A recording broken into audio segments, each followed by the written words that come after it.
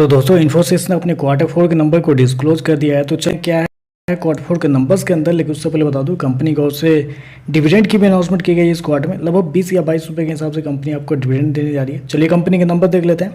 Data cross में है तो देखिए पिछले क्वार्टर में कंपनी ने 41,764 करोड़ के आसपास का रेवेन्यू जनरेट की थी ऑपरेशन के थ्रू। पिछले साल देखें तो मात्र 37,923 करोड़ के आसपास, जबकि अभी देखें तो बढ़ के 40,925 करोड़ आपको जाता हुआ देखने को मिला। तो साल दर साल देखें तो साल दर साल कंपनी के रेवेन्यू के अंदर तेजी आपको देखने को मिली। लगभग बोल सकते हैं 8% के आसपास का जंप आपको देखने को मिल रहा है।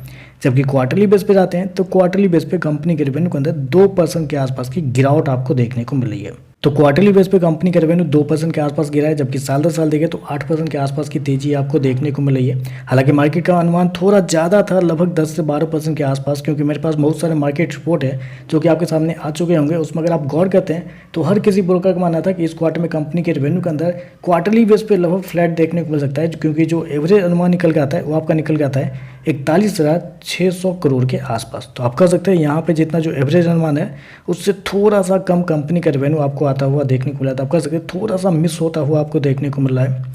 खर्चे की बात करते हैं तो देखिए पिछले क्वार्टर में 32,953 करोड़ खर्च किए थे, पिछले साल 30,412 करोड़, जबकि अभी देखें तो 32,452 करोड़ आपको देखने को मिल रहा है। तो खर्चे देखें तो खर्चे ठीक है, खर्चे कंट्रोल में आपको देखने को मिल रहा है।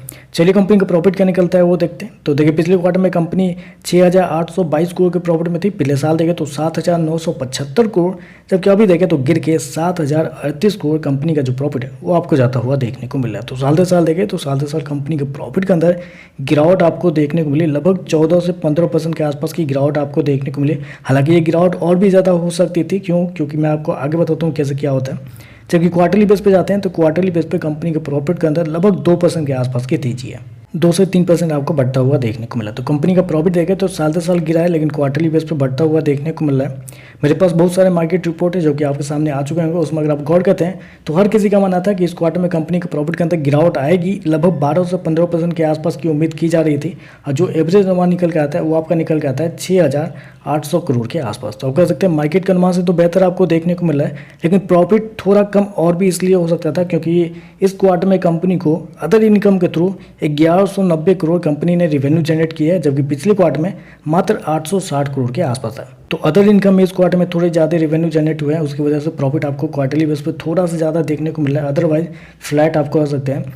कंपनी के मार्जिन की बात कर लेते हैं तो देखिए पिछले साल कंपनी का मार्जिन लगभग 21% के आसपास था। पिछले क्वार्टर में देखें तो लगभग 16.33 के आसपास, जबकि इस क्वार्टर में देखते हैं तो कंपनी का मार्जिन 17.19 के आसपास आपको देखने को मिला। तो साल दर साल देखें तो कंपनी का मार्जिन गिरा है, जबकि क्वार्टरली बेस पर आपको बढ़ता हुआ देखने को मिल रहा है।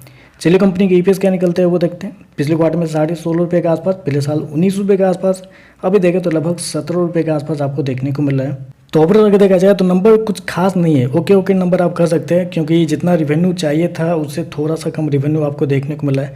प्रॉफिट देखें तो जितना मार्केट का अनुमान था उसके आसपास ही है, तो थोड़े से मिक्स टाइप के नंबर है। बाकी देखते हैं मार्केट इस पर कैसे रेट करता है। आज के लिए बस इतना ही। वीडियो पसंद आए तो लाइक कीजिएगा, साथ में साथ चैनल को सब्सक्राइब जरूर कीजिएगा। धन्यवाद।